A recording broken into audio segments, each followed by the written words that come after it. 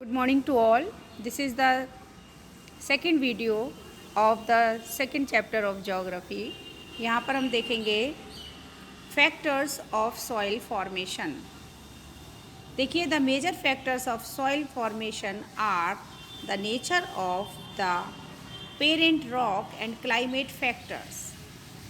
Other factors are the topography, role of organic material and time taken for the composition of the soil formation.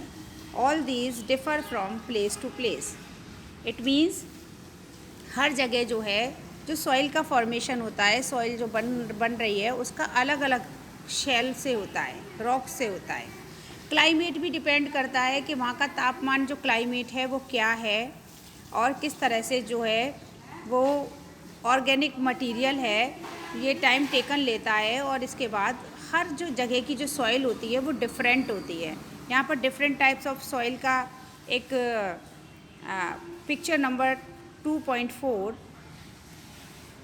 Factors affecting soil formation. Soil formation के लिए क्या क्या affect करता है आप देखेंगे। Parent rock determines colour, texture, chemical properties, mineral content,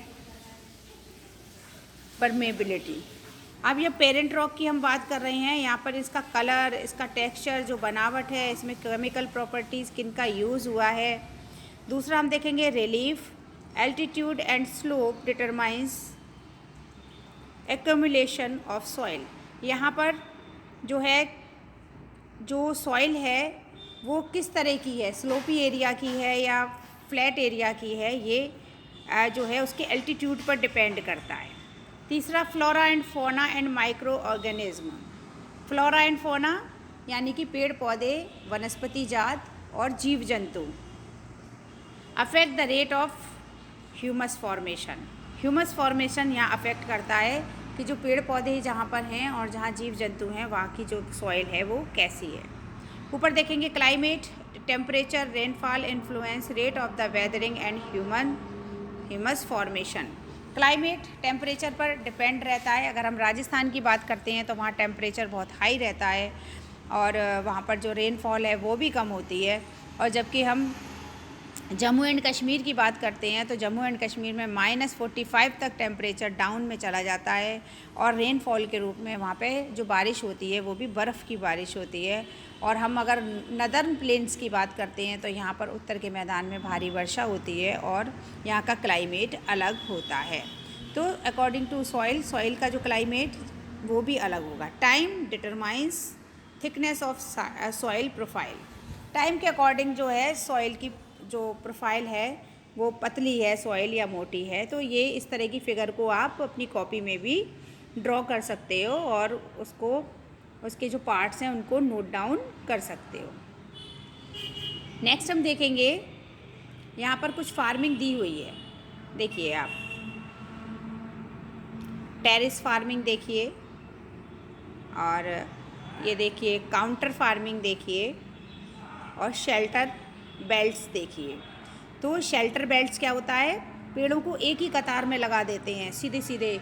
तो पेड़ों को एक ही कतार में एक ही लाइन में लगाने का मतलब क्या होता है कि जब तेज़ हवाएं आती हैं तो पेड़ों की जो रूट्स होती हैं वो मिट्टी को अपने में जकड़े रहती हैं, जिसकी वजह से जो है मिट्टी जो सॉइल इरोज़न है वो नहीं होता है। तो शेल्टर बेल्ट क्यों लगाते हैं हम? शेल्टर बेल्ट जो पेड़ हैं उनको इसलिए लगाते हैं ताकि सॉइल इरोज़न ना हो। ये टेरेस फार्मिंग है जो पहाड़ी इलाकों पे आपने देखा होगा।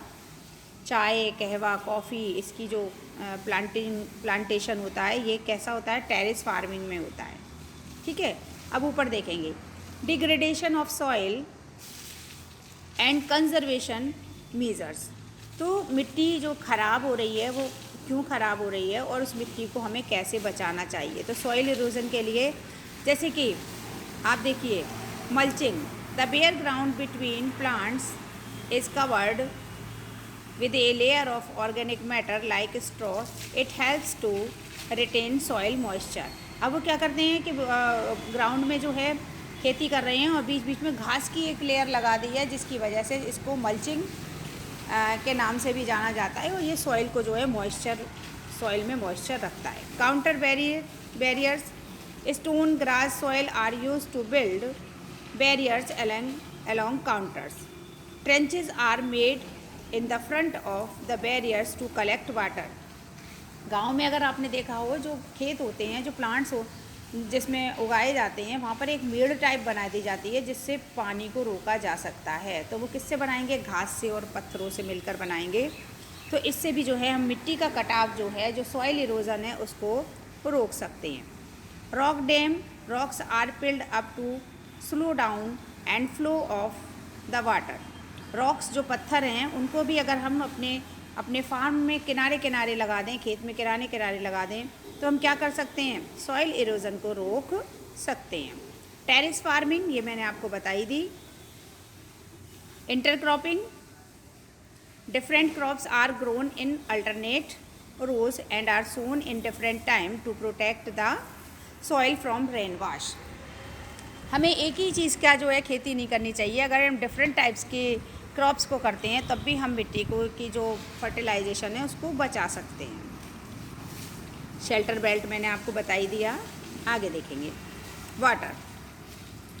Water is a vital renewable natural resources. देखिए natural resources, renewable natural resources है। जितना पानी आप यूज़ करते हो और फिर वो जो है पुनः पूरित होकर आपके पास आ जाता है। The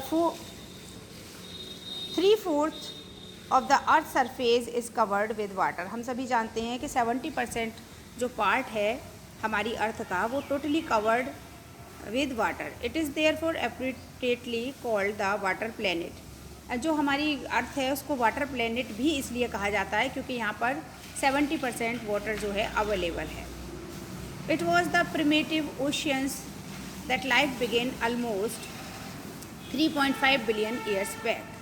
Even today, the oceans covered with 2/3 of Earth's surface and the support a rich variety of plant and animal life.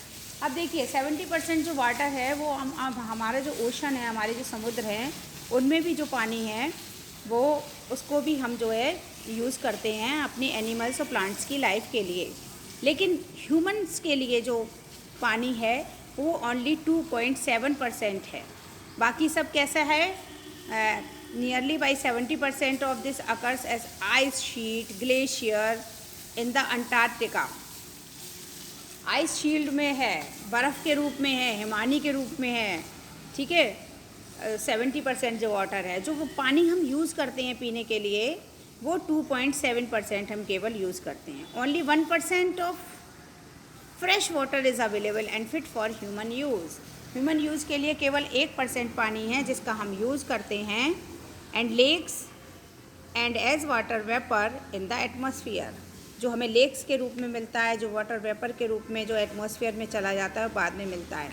It means we can't live without water. Water is very precious for our human lifes. Not only human lifes but also the life of plants and animals also. यहाँ पर आपको क्या करना है? Write and short note about water. Next में देखेंगे, do you know, have you ever heard about a water market? Amreli city in Saurashtra region with a population of 1.25 lakhs is completely depend of purchasing water from the nearby talukas. अब आप देखिए कहीं कहीं पानी की इतनी ज़्यादा किल्लत और परेशानी है कि लोगों को पानी खरीदना भी पड़ता है। तो आप क्या जानते हैं? इस तरह से आपको एक क्वेश्चन मिल जाएगा यहाँ पर। अब प्रॉब्लम ऑफ वाटर अवेलेबिलिटी, एक बहुत बड़ी प्रॉब्लम है पानी की जो चली आ रही है। तो पानी की जो प्रॉब्लम है उसको कैसे हम दूर करेंगे? सबसे पहले तो वाटर का यूज़ हम किस में करते हैं? देखिए वॉशिंग क्लॉथ्स, कुकिंग फूड, है ना, बाथिंग, तो इस सब में हम पानी का यूज़ कर रहे हैं। तो किस तरह से हम पानी को बचाएं जो कि पानी का मिसयूज़ ना हो।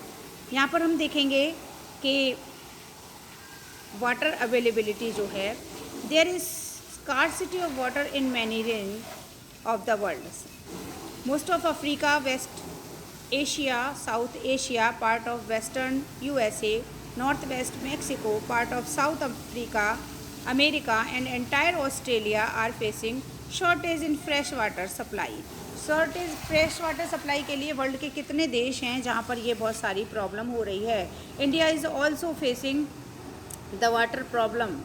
अब कंजर्वेशन ऑफ वाटर रिसोर्सेज, अब पानी को हम कैसे बचाएं, है ना? ये जो problem day by day increase हो रही है, तो पानी को हम कैसे बचा सकते हैं? देखिए, access of clean and adequate water sources is a major problem facing the world today.